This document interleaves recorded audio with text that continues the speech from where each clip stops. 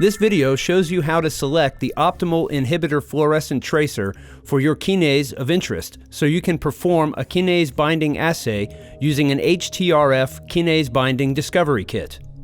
Our various discovery kits enable you to accurately measure the KDs of 3 different red fluorescent derivatives of staurosporine, dasatinib, and/or sunitinib on your tagged kinase of interest. These 3 fluorescent inhibitors cover about 80% of the human kinome. The binding of the 3 red inhibitors is detected through a sandwich immunoassay using a cryptate-coupled antibody, which is the donor binding to the targeted tagged kinase, and a derivative inhibitor labeled with D2, the acceptor. When a purified kinase tagged with either a GST, 6-His, or biotin is present, an HTRF signal is generated when the fluorescent inhibitor binds to the ATP binding pocket of the tagged kinase.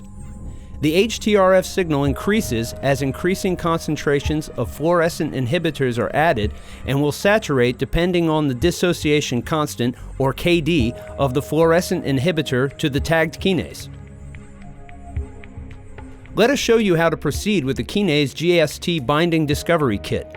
The kit includes 3 D2 labeled inhibitors, staurosporine red, dasatinib red, and sunitinib red, monoclonal antibody, anti-GST europium cryptate kinase binding, and kinase binding buffer. Start by preparing your working solutions.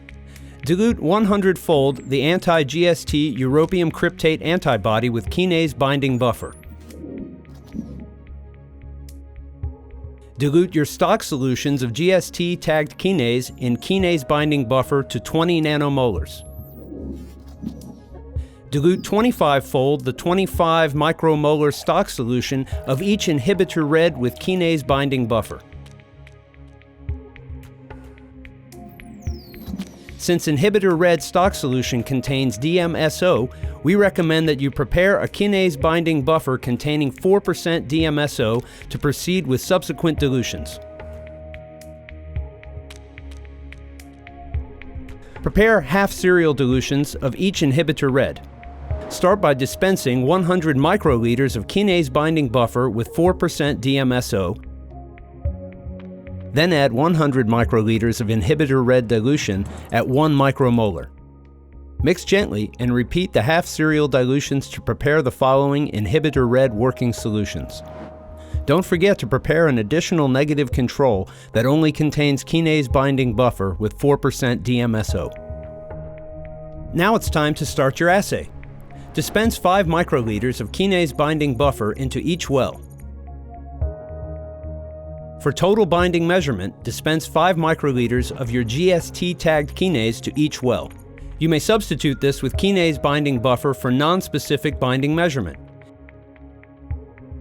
Add 5 microliters of anti-GST europium cryptate antibody to all wells, followed by 5 microliters of each dilution of each of the 3 inhibitor reds in the corresponding wells.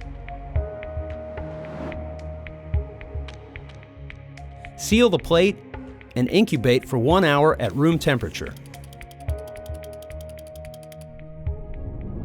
Remove the plate sealer and read using an HTRF compatible reader.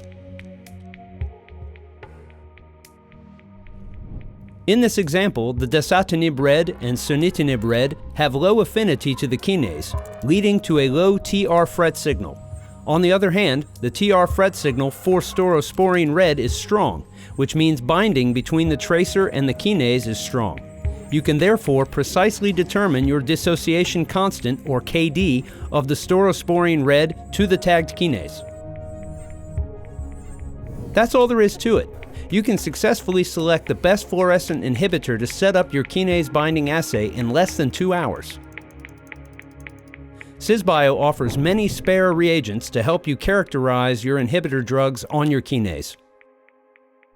For more information, please visit our website or contact your local representative.